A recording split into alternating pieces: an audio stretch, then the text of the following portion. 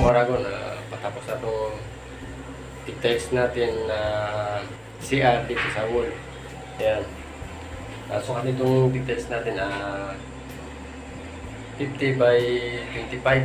So, ito yung sukat niya. So, ito na lang yung nalagay natin dito. Ayan. Ito na lang. Tapos, maglagay lang tayo dito sa may kanto na to. Yan na lang yan. Tapos na yan. So, dito, pintura na lang sa taas. So, yun yung itsura niya. Yan. So, tapos na natin. Next video ko naman, at pakita sa inyo kung paano pag-flooring nito. Yan, pag-flooring natin yan. So, pero, yung kakabit natin dito flooring is 60 by 60. So, bali itong bikat na to, pag galing sa baba, dito, di yan magtutugma-tugma dahil 60 by 60 yung gagamitin natin na tiles. So, bali malayo yan, pero yung isang bikat lang tutugma dyan, pero yung kabilang bikat dito, hindi yan tutugma kasi 60 by 60. So, ang ganyan lang mga karabo natin yung video.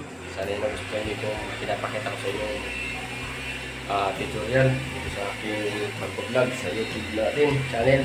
Sana pakisubscribe naman para lagi natin sa mga bago na upload na video. Maraming salamat.